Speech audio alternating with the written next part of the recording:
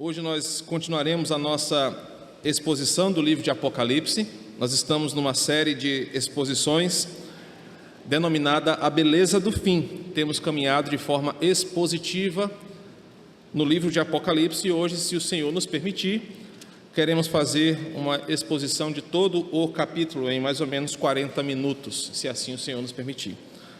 Apocalipse capítulo 10.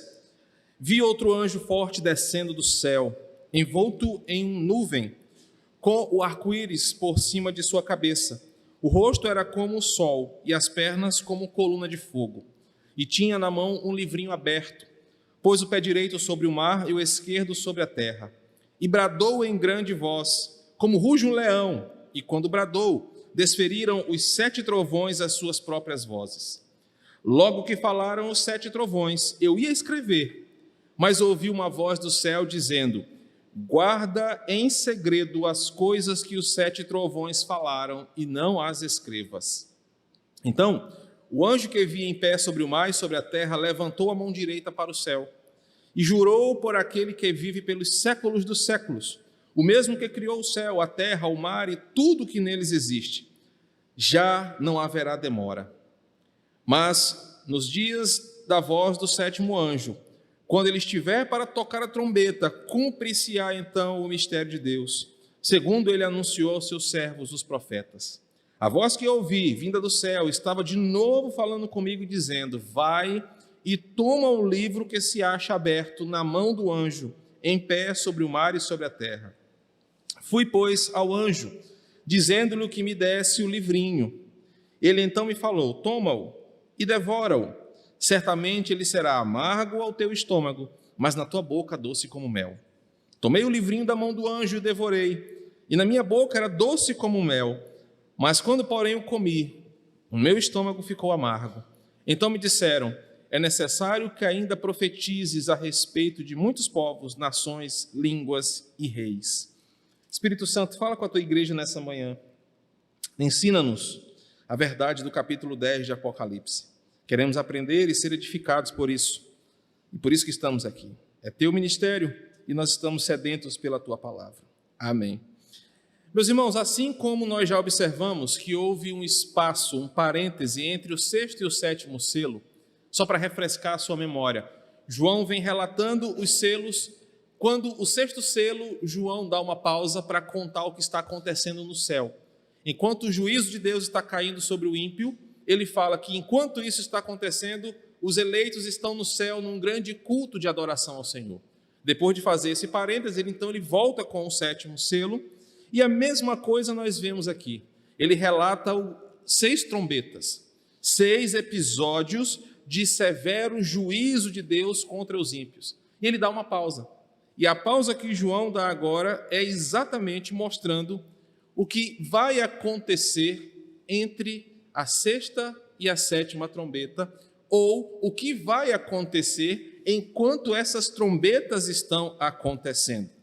Isso significa que João está agora dando uma mensagem não para o ímpio, que já está sofrendo a penalidade das 6 trombetas, mas ele se desloca para um outro público.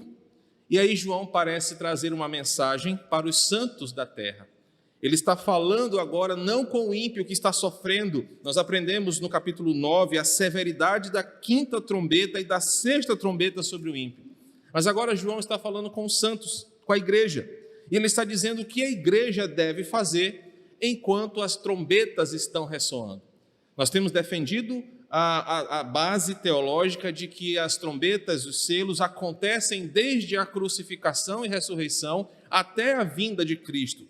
Esses episódios, por vezes, são paralelos, por vezes são simultâneos ou acontecem separados.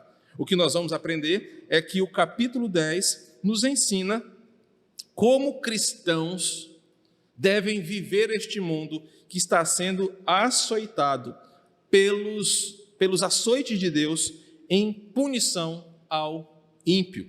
Quero refrescar a sua memória também que tudo que está acontecendo é fruto do que o 5º selo chama de a oração do justo pela mão de Deus. No capítulo 6, o Anderson pode projetar, versículo 10, nos mostra a oração que daqueles que estão no altar fazem para Deus, vendo o ímpio prosperar, crescendo, ofendendo ao Senhor.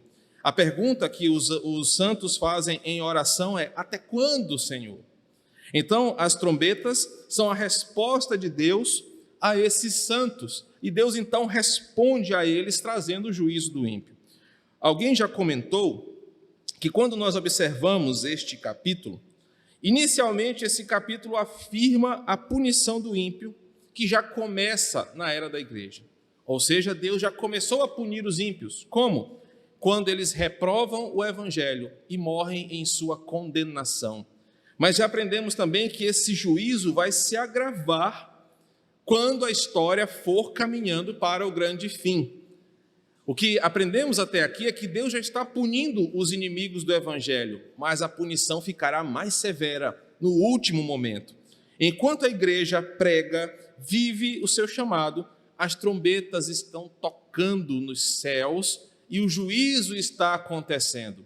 Algo severo ainda vai acontecer. Foi o que ouvimos na quinta e na sexta trombeta.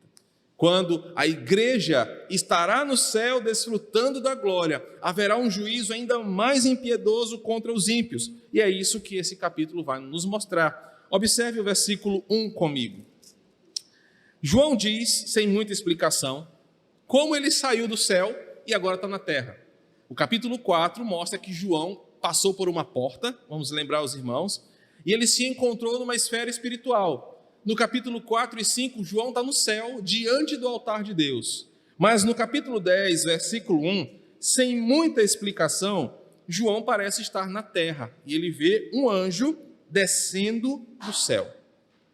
Detalhes importantes é que ele fala que viu, esse anjo era forte. O primeiro anjo forte que ele viu foi no capítulo 5. E esse primeiro anjo também falou com grande voz. Tal anjo, do capítulo 5, e esse aqui, como já aprendemos, não pode ser confundido com Cristo. Não dá para dizer que esse anjo forte aqui era Jesus. No capítulo 5 eu já expliquei por quê, e aqui novamente eu explicarei. Porque esse anjo é apenas um mensageiro, e ele mesmo vai jurar pelo nome do Senhor. Então não pode ser Cristo apresentado aqui. Mas o anjo, ele é um mensageiro, que é forte por causa da sua aparência física, do seu tamanho, a potência da sua voz e pelo poder a ele confiado para executar o propósito de Deus. João vê um anjo forte, grande, cheio de autoridade, que vai trazer um juízo, uma mensagem de Deus para os homens. Esse anjo vem do céu, diferente de Satanás, que caiu do céu, e esse anjo também não pode ser confundido com Satanás. Esse anjo desce dos céus, na ideia de que ele vem de lá, da presença de Deus, para trazer à igreja uma mensagem, e João o vê descendo. Os salmos, os apóstolos, contam como nós, a igreja, veremos Cristo descendo dos céus novamente, agora em glória para buscar a sua igreja. Então esse anjo desce dos céus com uma tarefa a cumprir. Observem que ele vem numa nuvem, e para os fãs de Dragon Ball é bem parecido com aquilo que a gente assistia lá. Mas na Bíblia, a nuvem simboliza duas coisas. Primeiro, as coisas entre nuvens são aspectos sobrenaturais. Por isso que uma nuvem cobre o templo. Por isso que Deus aparece entre as nuvens no Antigo Testamento, simbolizando a questão sobrenatural dos eventos. Outra importância é que no Antigo Testamento e nas culturas mais antigas, nuvens eram usadas por seres angelicais e pelo próprio Deus como seus veículos para se movimentarem. Êxodo capítulo 13, versículo 21, Deuteronômio 33, 26, Salmo 104, Isaías 19, são textos que mostram como Deus se transporta, se desloca por meio de nuvens. É dito que esse anjo tem um arco-íris em sua cabeça. E longe de ser um anjo ativista da causa LGBTQI+, o arco-íris descrito em sua cabeça remetia a um símbolo visível deixado por Deus para a humanidade, de sua fidelidade em manter a sua palavra e a sua promessa. Em Gênesis capítulo 9, versos de 12 a 16, nós temos o relato pós-dilúvio, que Deus deixaria um sinal visível da sua graça e misericórdia. O anjo desce dizendo o seguinte: a mensagem que eu trago, de onde eu venho, é de um Deus fiel, um Deus que cumpre o que promete, um Deus poderoso e sobrenatural. É esse o tom do que João está vendo aqui. Os detalhes do rosto brilhando como o sol, representando a glória de Deus. Lembram de Moisés, quando saiu do monte, o seu rosto resplandecia, que ele teve que cobrir? Na transfiguração também, como Jesus e aquela imagem vista no monte. A ideia do anjo vir com o rosto brilhando representa a glória de Deus. E as suas pernas, como colunas de fogo, simbolizavam para os judeus algo que eles viveram na verdade. Nas noites no deserto, coluna de fogo guiava o povo. Então o anjo está ali reforçando aquela ideia: eu venho da parte de um Deus próximo, um Deus poderoso, um Deus glorioso, que vai trazer uma mensagem para vocês. O verso 2 nos mostra que esse anjo poderoso, da parte de Deus, trazendo uma mensagem de promessa, de fidelidade, de glória, tinha na sua mão um livrinho aberto, ou um pequeno livro, ou em algumas versões um pequeno rolo. E essa expressão, há mais de 200 anos, tem sido motivo de discussão no meio teológico. Por quê? Porque nas traduções parece haver uma redundância aqui. No original, literalmente, a palavra rolo já é diminutivo. Então dizer um pequeno rolo ou um livrinho pequeno, como é a tradução, parece que foi uma confusão ao longo dos anos na tradução do termo. Mas a ideia aqui, de alguns intérpretes, é dizer que esse livrinho que esse anjo traz em sua mão não é o mesmo livro do capítulo 5. Lembra que no capítulo 5, quando Deus aparece, João está vendo aquela coisa maravilhado, e ele olha para a mão de Deus, e Deus tem o quê? Um livro fechado com 7 selos, escrito por dentro e por fora. A ideia de João aqui é dizer o seguinte: não é o mesmo livro, porque aquele livro lá estava na mão do Pai e o Cordeiro pegou para si. Mas esse anjo vem com um livrinho. E esse livrinho aqui, que ele traz em sua mão, é um livrinho que tem uma mensagem direta e que pode ser comida por alguém. Aquele livro lá não. Quem é digno, perguntou o anjo, de abrir os 7 selos? Houve choro no céu e tristeza, até que Cristo apareceu. Aqui, esse livrinho que o anjo traz em sua mão, é um livro que vai ser aberto, vai ser lido e vai ser comido pela igreja. Vocês podem imaginar o que é esse livrinho aí? É a mensagem do Evangelho.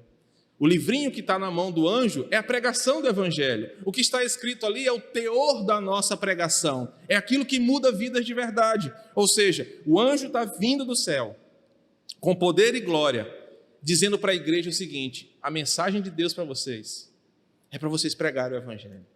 Meus irmãos, e aqui eu poderia falar muitas coisas, mas eu quero apenas enfatizar um detalhe.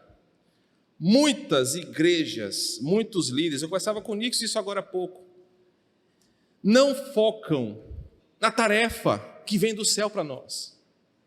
Essa semana, nós tivemos a lamentável situação na CPI da pandemia de um pastor ser humilhado por um ímpio em cadeia nacional. Se você assistiu, você viu o que foi feito pelo senador Omar Aziz.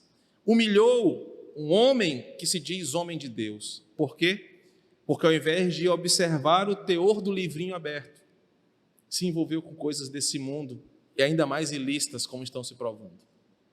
Mas não apenas eles, igrejas e ministérios por inteiro, que se preocupam em pregar uma mensagem que não é da Bíblia, pastores que querem revelar as coisas que não foram reveladas, igrejas que ficam enchendo as suas programações com loucuras de homens disfarçadas de palavra de Deus, igrejas inteiras que pregam outro evangelho, que não se firmam na promessa da verdade, na palavra de Deus, e enchem o povo de abobrinhas e anedotas. O anjo vem do céu dizendo o seguinte: para aqueles que estão com a missão de pregar, está aqui o que vocês devem fazer.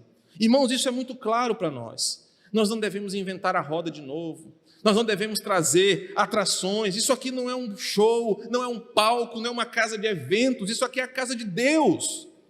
Você não está aqui em busca de novidades.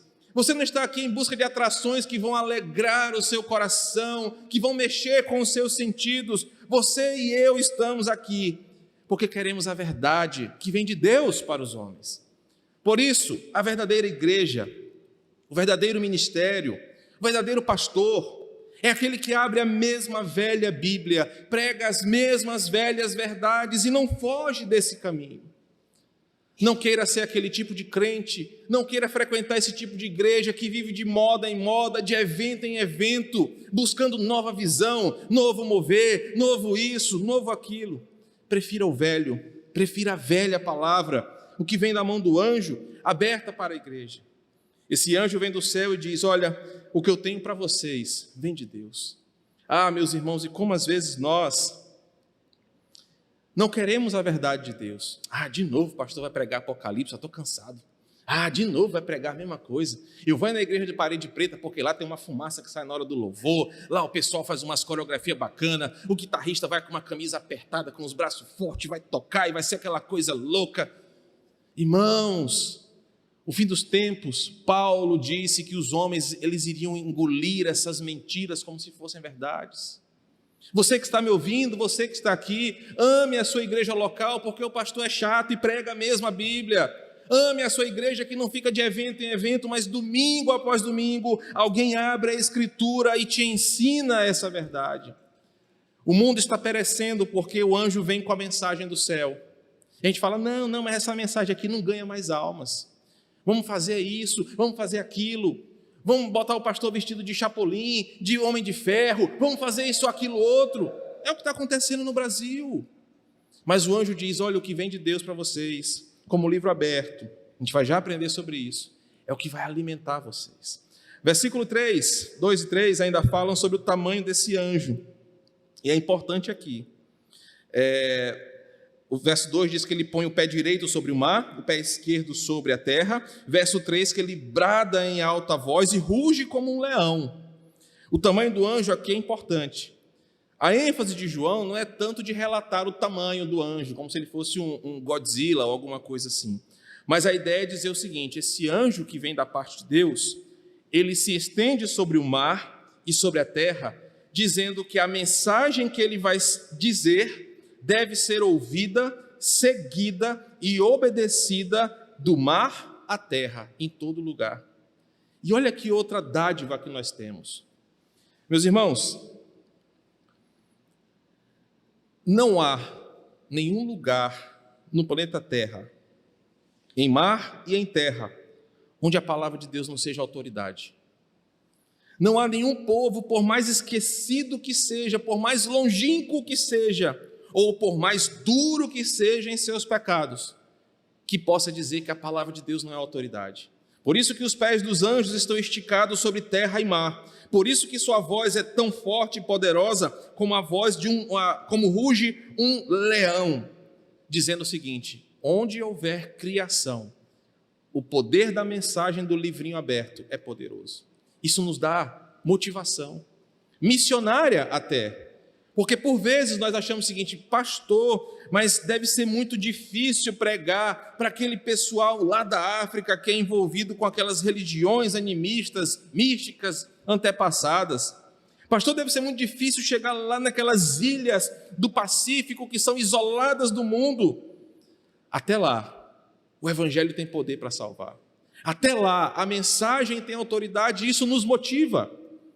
Se você tiver curiosidade para estudar como a igreja, na chamada onda missionária do século XIX, avançou na Ásia, na Europa, na África, como missionários chegaram em lugares distantes com o poder da palavra, porque acreditaram que sobre mar e terra, a palavra de Deus tem poder sobre todo o homem.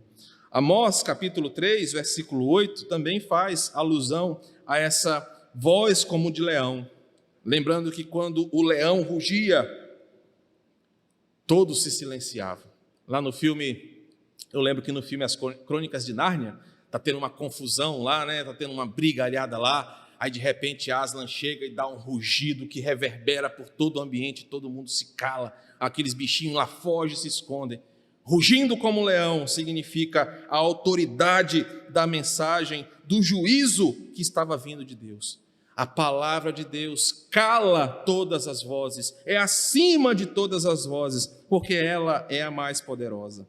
A ilustração do versículo 3 demonstra que esse anjo que vem com essa palavra ruge tão alto, fala tão alto, que surgem os 7 trovões e as suas vozes. Ao som dessa voz, os 7 trovões falam. E o número 7, de novo, simboliza uma coisa interessante. Aprendemos aqui que todos os 7 que são revelados aqui trazem a ideia de completude. 7 candelabros, 7 igrejas, 7 selos, 7 trombetas. É a ideia de completude, uma coisa fechada. E o que os trovões falam também reverbera por toda a terra. O estrondoso barulho de um trovão só já causa espanto. Quem já teve aquela sensação de parecer que o trovão está lá no terraço, sabe como que é amedrontador. Agora imagina que são 7 trovões estalando de tudo quanto é lado, a potência desse evento. O interessante é que João coloca um artigo definido. Mais uma vez eu estou provando para vocês uma teoria que eu estou defendendo. Deus usa elementos da natureza para revelar-se em juízo contra o seu povo. E esses 7 trovões aqui parecem ser o pano de fundo de Salmo 29. A voz do Senhor é poderosa. A voz do Senhor quebra os cedros do Líbano. A voz do Senhor, diz o Salmo 29. Ela é poderosa como o som de muitas águas. Ele vai descrever: a voz do Senhor despede chamas de fogo. A voz do Senhor faz tremer o deserto. A voz do Senhor quebra os cedros, eu já falei. Ouve-se a voz do Senhor é poderosa, cheia de majestade. Deus está usando a natureza para que o mundo entenda o poder da sua voz. E os 7 trovões aqui, com um artigo definido, dá a ideia de que até a natureza glorifica a Deus pela sua poderosa palavra. O versículo 4 diz que esses trovões falaram alguma coisa.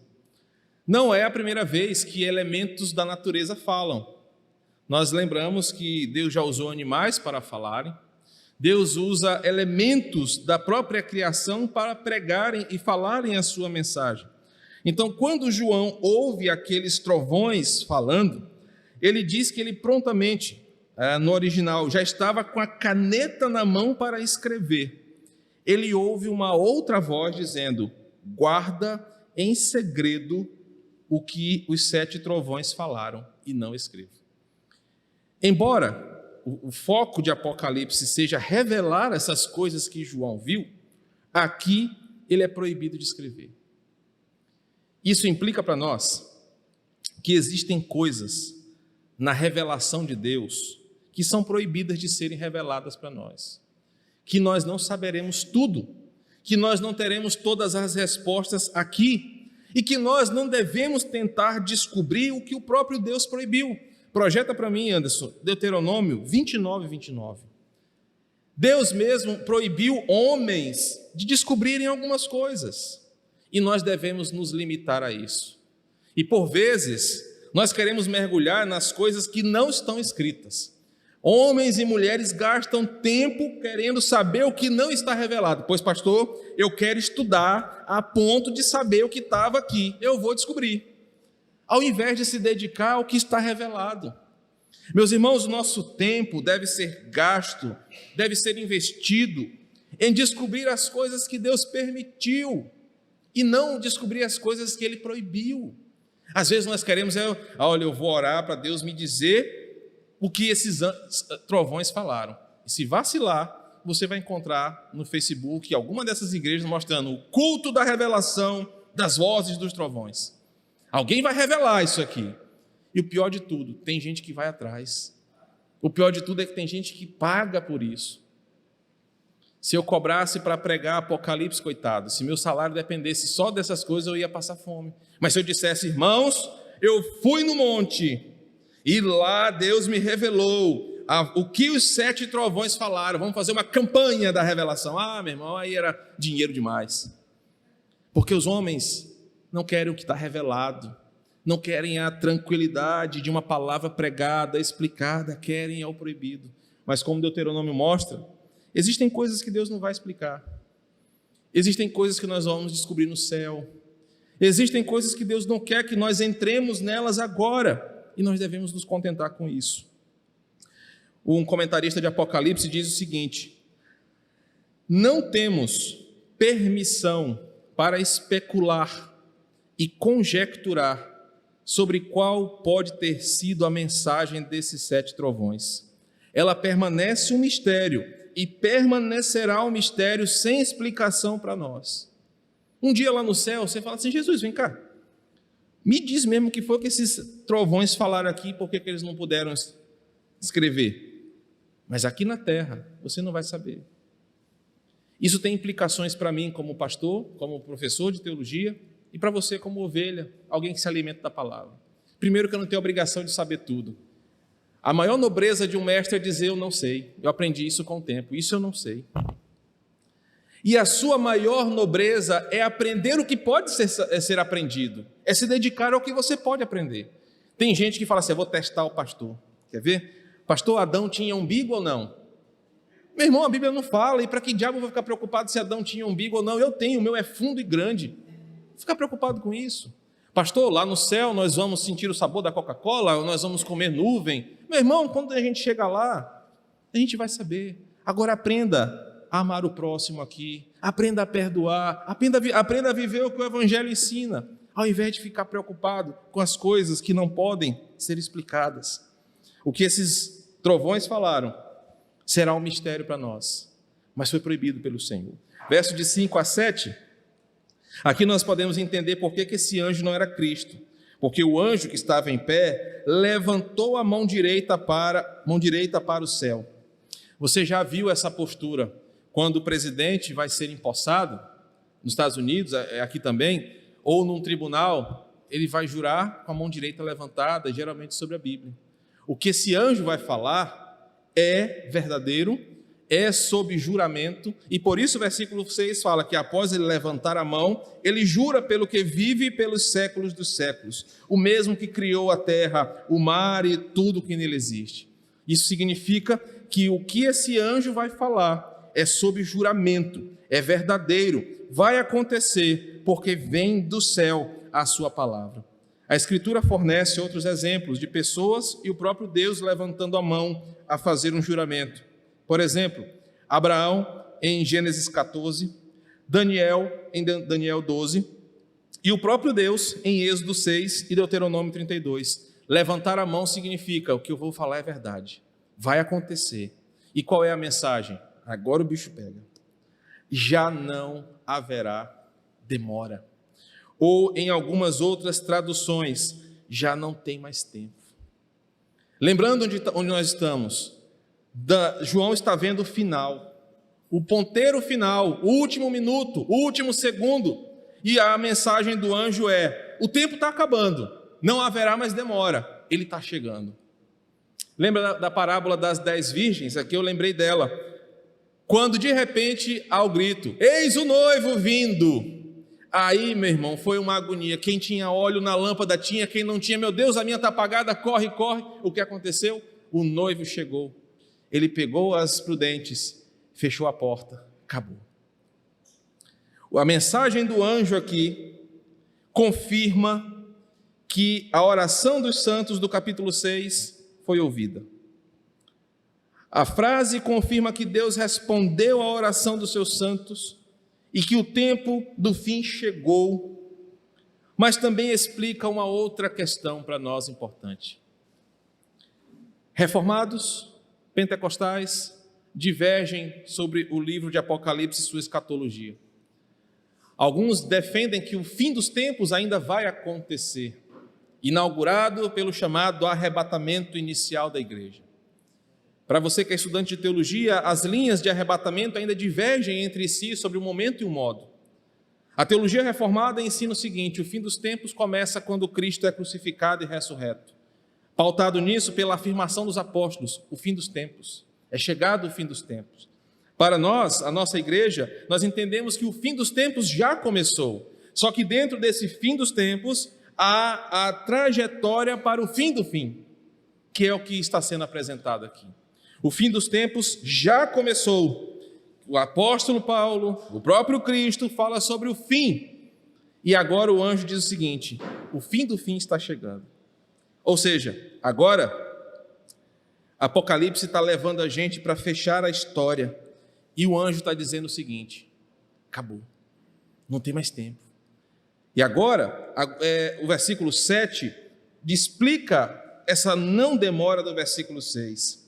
Ele está dizendo que antes do toque da trombeta, que não vai acontecer imediatamente, nos dias da voz do sétimo anjo, quando ele estiver para tocar a trombeta. E aqui a ilustração é fantástica. Você percebe isso quando eu falo assim: quero chamar o Ministério de Música para vir aqui à frente. O tempo deles já foi dado. Mas o que Chicó faz quando chega aqui? Ele bota o seu instrumento, vê se está tudo ok, as meninas pegam o microfone, Alan pega a baqueta dele da bateria. Eles estão se preparando para tocar. Mas o tempo já é deles. A qualquer minuto eles começam a música. João está dizendo o seguinte: o fim está chegando. A banda está se preparando. Mas quando a gente menos esperar, começa a música. Ou seja, o fim está tão próximo, está tão na nossa frente, chegando, que não é imediato, porque tem esse tempo, mas está chegando. Meus irmãos, e a mensagem do capítulo 10 é exatamente essa: o fim está chegando, mas quando essa trombeta tocar, quando a música começar, aí você vai ver o mistério de Deus acontecendo.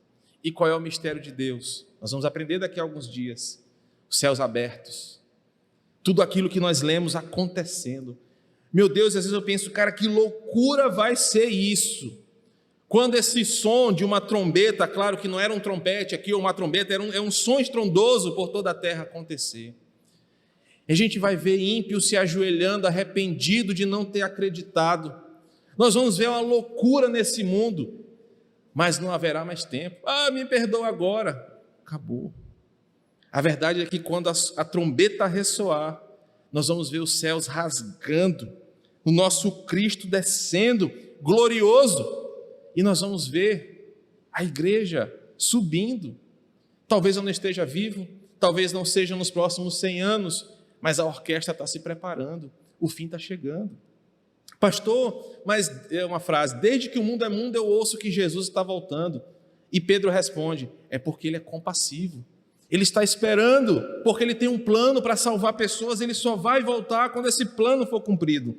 Quando a trombeta tocar, o fim chegou. O toque da sétima trombeta ao toque dela, será cumprido o juízo de Deus. Finalmente chegará o dia em que Cristo julgará vivos e mortos. Vai ser uma loucura, cemitério sendo revolvido a terra, mortos se levantando, gente se levantando para ser julgado. O mistério de Deus revelado. Versículos de 8 a 10 nos mostram que a voz fala para João: João, enquanto você está vendo isso aí, vai até o anjo, pega o que está na mão dele, vai lá. Imagina João, né, pequenininho, chega lá nesse anjo: ei, me dá esse livro aí da tua mão. A intenção aqui é mostrar que mesmo uma criatura poderosa como esse anjo se dobra à voz de quem manda. Quem falou disse: vai lá, pega, vai e toma o livro que está na mão dele, ele vai te entregar. João vai todo pequenininho, pega o livro, desenrolado, significando que o livro estava aberto, versículo 8. João estava vendo o que estava escrito ali.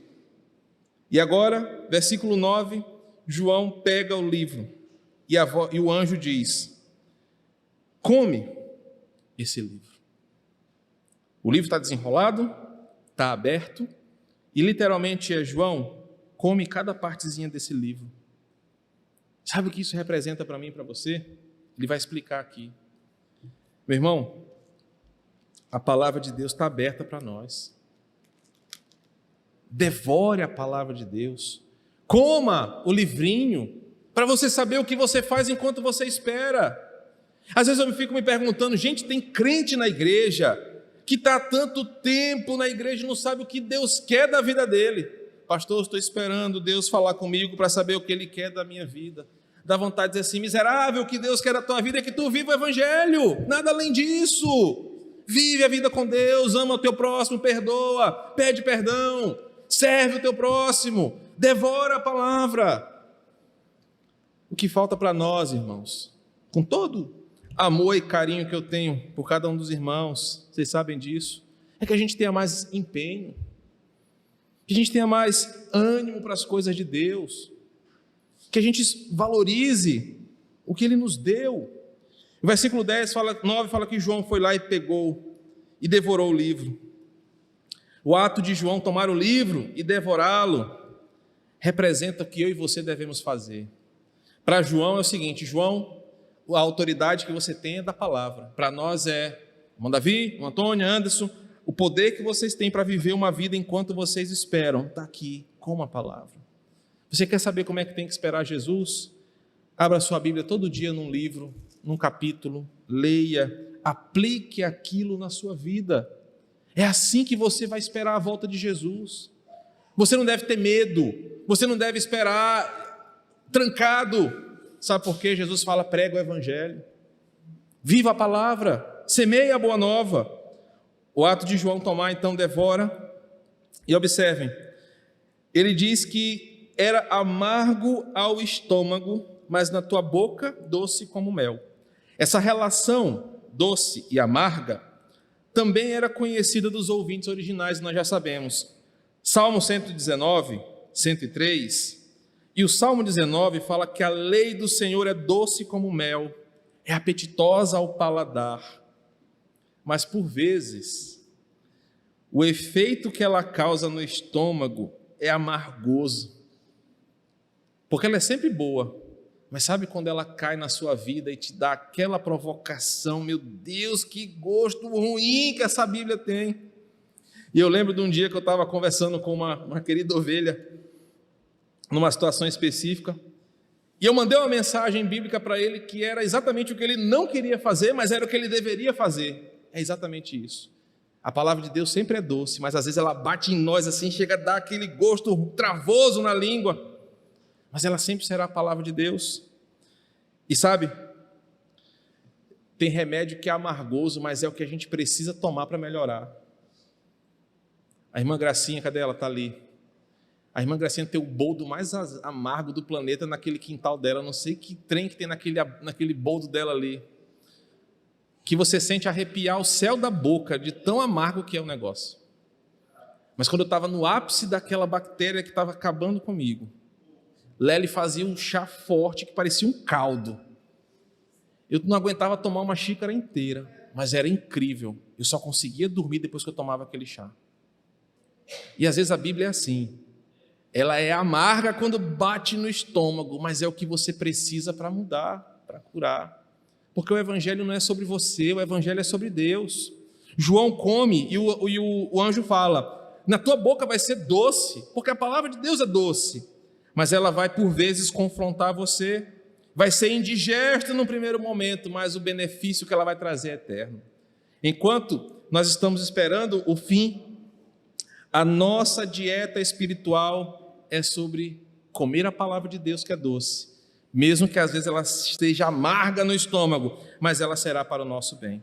Versículo 11 para terminar, após comer e sentir o efeito do que comeu, João então deve anunciar ao mundo o juízo doce e amargo do livro. Observe que diz o seguinte, é necessário que ainda profetizes. A palavra profetizar aqui, ela poderia ser melhor entendida no original. É necessário que você pregue a palavra em muitos povos, nações, línguas e reis. Tendo devorado o livro, ele agora deve fazer os outros conhecerem o que está escrito. A missão de João foi exatamente essa. João, você está aqui comendo, vai falar. Mas a igreja de Deus, enquanto espera o fim, também deve fazer a mesma coisa. Vai pregar, vai ensinar com a palavra. Fale da palavra, viva a palavra. Torne a palavra de Deus conhecida entre povos, nações, etnias e governos. João recebe essa mensagem, enquanto a sexta e a sétima trombeta estão acontecendo. O que isso representa para nós, para encerrar? Primeiro, enquanto o fim se aproxima, nós não somos convidados a ficar sentados numa poltrona, vendo o ímpio se arrebentar e dizendo, besta, tá vendo? Tu merece isso. Nós devemos pregar. Enquanto o fim se aproxima, nós devemos viver a palavra. Enquanto o fim se aproxima, nós devemos nos alimentar daquilo que vem de Deus para nós. Esse texto revela que Deus tem uma tarefa específica para nós, sobre terra e mar, enquanto Ele caminha a história para o fim. Eu encerro com uma ilustração do filme Titanic, um filme antigo já. Vocês vão lembrar que está o caos, o Leonardo DiCaprio, coitado, está querendo salvar a menina lá, o barco está afundando, e o Ministério de Louvor, né, a banda lá, o barco está todo inclinado, gente morrendo, os bichinhos estão lá tocando a música. E aí eles se despedem, se você assistir o filme, vocês lembram da cena. E aí o violinista lá fala, senhores, uma última canção. Aí, em vez dos caras se desesperar para correr atrás de um bote, o que eles fazem? Cada um pega o seu instrumento e começa a tocar enquanto o barco afunda. Sabe o que isso pode apresentar para nós nesse texto de hoje? O mundo está afundando em juízo. O mundo está caminhando para o fim. A Bíblia diz que os dias serão mais severos, mas você não vai se desesperar querendo salvar a sua vida atrás de um bote. Você já está salvo. A Bíblia está dizendo que você não vai passar por isso. E a exemplo desses músicos, você tem que fazer o que você foi chamado para fazer até o fim. Nós não vamos ficar só assistindo o mundo se destruir, dizendo, bem feito, não quis ouvir minha pregação, agora se lasca. Não. E muito menos se desesperar. Meu Deus, o que será de nós se o mundo está acabando, e Covid, e meteoro, e alienígena, e o que quer que seja? Nós vamos continuar fazendo o que temos que fazer, pregando o Evangelho até o final. Que esse texto nos ensine como nós devemos nos comportar até o fim de tudo, até o toque e o ressoar da 7ª trombeta. Vamos orar? Senhor, que a Tua palavra nesta manhã, além de nos inspirar e nos corrigir, nos ensine a nos alimentarmos mais da Tua palavra, para vivermos a Tua palavra onde quer que estejamos. Enquanto o Senhor conduz a história para o fim, nos ensina a fazer a nossa parte que o Senhor nos ordenou, pregar e profetizar entre povos, línguas, tribos e nações. Obrigado porque a palavra do Senhor é doce como mel. E quando nós nos apropriamos dela, ela é o que de mais precioso existe nesse mundo. Mesmo que às vezes ela seja amargosa em nosso estômago, os efeitos que ela causa nos curam de dentro para fora. Que a igreja do Quatraque seja essa igreja que prega a Tua palavra até o fim, que não desanima, não se desespera, mas também não se acomoda. Que cada um dos meus irmãos aqui aprenda que hoje Apocalipse capítulo 10 nos ensinou que enquanto esperamos o fim, nós fazemos a nossa parte que o Senhor nos mandou. Ao Senhor compete o rumo da história, a nós compete fazermos o que o Senhor mandou. E pregar o Evangelho a toda criatura. Assim oramos em nome de Jesus. Amém.